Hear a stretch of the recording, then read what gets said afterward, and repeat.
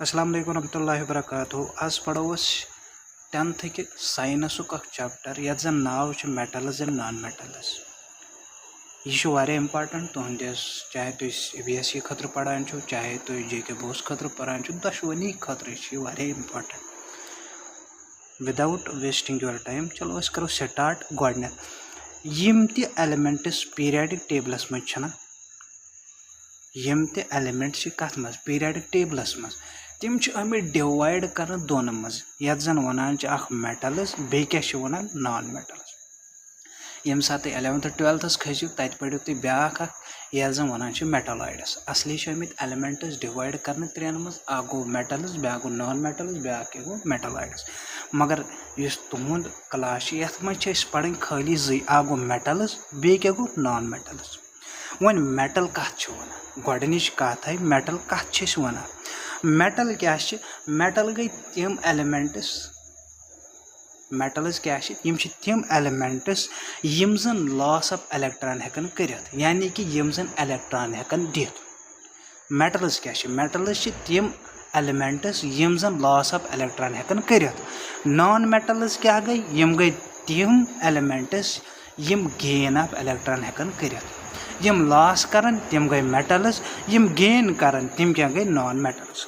One मेटल्सन हिज example क्या अत मज iron copper aluminium silver gold यम गई एग्जाम्पल कम मेटल्सन हिज। नॉन मेटल्सन हिज एग्जाम्पल कम सल्फर फास्फोरस ऑक्सीजन या कार्बन यम कम एग्जाम्पल नॉन मेटल्सन हिज। पढ़ो क्या फिजिकल प्रॉपर्टीज ऑफ मेटल्स। यम जन मेटल्स क्या सॉलिड्स क्या सॉलिड्स मगर याद थो कि यह एक्सेप्शन थो ज्यादा पहमत याद मेटल्स सॉलिड्स मगर एक्सेप्शन मरकरी मरकरी सॉलिड यह क्या लिक्विड। एग्जामस मज हेकु तुम ये चाहे तुम CBSE दीव चाहे तुम JK बोस दीव दोशनी मज हेकु तुम ऑब्जेक्टिव क्वेश्चन यित सारी मेटल सॉलिड्स एक्सेप्ट कुछ मरकरी यह क्या लिक्विड। बे मेटल्स क्या हार्ड हार्ड मतलब यम सख्त एक्सेप्ट सारी मेटल हार्ड मगर एक्सेप्शन क्या लिथियम पोटेशियम तो सोडियम यमो वर सारी हार्ड यम क्या लिथियम पोटेशियम सोडियम यम सॉफ्ट यम नरम तुम हेकु घर स्ट्राक तम सू तुम टित। बे यम जन मेटल्स यम क्या शाइनी मेटल्स क्या शाइनी यह थो याद कर मेटल्स क्या शाइनी यमन शाइन चमकीला कम अत क्या मेटल्स। बे मेटल्स क्या मेलेबल मेलेबल मतलब क्या गो यम हेको कन्वर्ट कर कत मज थिन शीट्सन मज क्या हेको कर कन्वर्ट थिन शीट्सन। बे मेटल्स डक्टाइल डक्टाइल मतलब यम हेको क्या ड्रान कर कत मज थिन वायरसन मज यम हेको कन्वर्ट कर थिन वायरसन मज। बे यम जन metals Yemen high melting point Yemen क्या मेल्टिंग पॉइंट वारिया ज्यादा। एक्सेप्ट याद थो एक्सेप्शन इथन गैलियम तो सीजियम यमन क्या यमन लो मेल्टिंग पॉइंट अगर तुम अथस पे थो ना यम गसन मेल्ट तथ सी। बे यम जन metals Yemen high boiling point Yemen क्या बॉइलिंग पॉइंट वारिया ज्यादा। यम जन मेटल्स यम क्या गुड कंडक्टर ऑफ हीट यानी कि यम हीट करान ट्रांसफर। हीट ट्रांसफर मतलब ये तुम घर तुम सह क्रोस तो रोटमुत या तुम शिस्तर चीज रोटमुत ये तुम वो ये तुम टाइमस थवान सह गर्मस मज तुम सह तुत लगान पे को सू क्या मेटल्सन क्या प्रॉपर्टी यम क्या कंडक्ट करा हीट। यह थो याद यह जन लेड तो मरकरी यम क्या पुअर कंडक्टर ऑफ हीट यह थो याद कर। मगर यह जन कुछ कॉपर तो सिल्वर यम गई बेस्ट कंडक्टर्स यह थो याद कर। यम जन metals good conductor of electricity metals क्या गुड कंडक्टर ऑफ इलेक्ट्रिसिटी यह थो याद कथ मेटल्स क्या गुड कंडक्टर ऑफ इलेक्ट्रिसिटी। यम जन वन यपर वन लाइट यपर लाइट सन पावर वावर बिजली सह कपर सह वायर किन वायर कम बन एलुमिनियम बन सिल्वर कॉपर यम बन यम मतलब वन तह इंस्ट्रूमेंट बना ज्यादा यम कॉपर या सिल्वर क्या बना एलुमिनियम यमन चीजन हिंद बन कि गो यम क्या गुड कंडक्टर ऑफ इलेक्ट्रिसिटी। बे क्या metals are sonorous metals sonorous मतलब यम सात हसा तुम मेटल्स चोब दियो तम क्या प्रोड्यूस करान आवाज साउंड प्रोड्यूस करान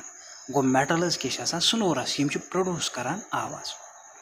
वन पढ़ो क्या फिजिकल प्रॉपर्टीज ऑफ नॉन मेटल्सन हिंज क्या फिजिकल प्रॉपर्टी वह होथन क्या वोन मे मेटल सॉलिडस यथन क्या नॉन मेटल त्रेशवे यम हेकन सॉलिड तम हेकन लिक्विड तम हेकन गैसेस त वह वन मे सॉलिड कुछ हे कार्बन तुम पी सल्फर तुम पी फास्फोरस पी लिक्विड कुछ हे ब्रोमीन यह तुम पता ब्रोमीन लिक्विड थो याद वह तुहदिस CBSE एग्जाम या चाहे JK board exam objective definitely यमो मज तम वो तुम दपन कुछ हसा लिक्विड है कुछ हसा सॉलिड गो यम गई पता गैस मज कुछ सोन ऑक्सीजन हाइड्रोजन नाइट्रोजन यम तुम पी बे नॉन मेटल क्या सॉफ्ट वो मे हार्ड मेटल हार्ड यम क्या सॉफ्ट मगर याद थो एक्सेप्शन क्या डायमंड क्या सह हार्डेस्ट नेचुरल नोन सबस्टेंस यह थो याद कर बे नॉन मेटल्स क्या यमन मन शाइन कहें यम शाइनी कह अगर बाकी वो कम मेटल्स वो तम क्या तम शाइनी तिमन शाइन बे यम जन यम नॉन मेटल्स यम मेलेबल कह मगर हम मेटल्स क्या मेलेबल यम क्या नॉन मेटल्स डक्टाइल कह हम डक्टाइल वो मे वो तम क्या अत क्या वन मेटल कर कन्वर्ट कत मज वायर्सन मज गो डक्टाइल बे नॉन मेटल्स यम क्या यम जन सॉलिड्स तो लिक्विड तिमन लो मेल्टिंग पॉइंट यम जन नॉन मेटल्स सॉलिड्स तो लिक्विड तिमन क्या लो बॉइलिंग पॉइंट बे यम जन मेटल्स नॉन मेटल्स यम क्या बैड कंडक्टर ऑफ हीट यम हीट पास करान यह थो याद कर non metals bad conductor of heat अगर तुम वो बे non metals bad conductor of electricity except थो याद ग्रेफाइट एक्सेप्शन क्या कंडक्ट इलेक्ट्रिसिटी करान बाकी कहीं करान कंडक्ट इलेक्ट्रिसिटी नॉन मेटल मगर ग्रेफाइट करान बे क्या यम सोनोरस कह मेटल आवाज़ करान लाइनस पे अलबत्ता यम नॉन मेटल आवाज़ करान लाइनस पे मगर यम मेटल तम करान वह वो मे तुम मेटलाइड वो ना मे ये सात ब्रोह ब्रोह पकू तब पढ़ो तुम मेटलाइड तो थोड़ा बहुत वन पे मेटलाइडस मुतलिक यम मेटलाइड इन प्रॉपर्टीज दशवे मेटल्सन हज नॉन मेटलन हज इन दशवे प्रॉपर्टीज यह थो याद कर यम मेटलाइड यम ज़्यादातर क्या सॉलिड्स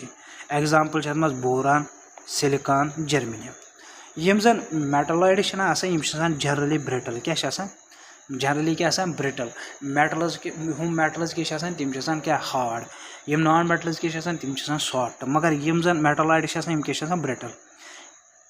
यम जन मेटलाइड यम हेकन डल मतलब यमन हेक कलर कहें यम हेकन शाइनी तमन हे मतलब शाइन यमन हेक शाइन कहें यमन हेक शाइन बे क्या यम जन मेटलाइड यमन सेमी कंडक्टर प्रॉपर्टीज मतलब सेमी कंडक्टर मतलब वो कंडक्टर गो सह यूजन इलेक्ट्रिसिटी तो हीट कर पानस मज पास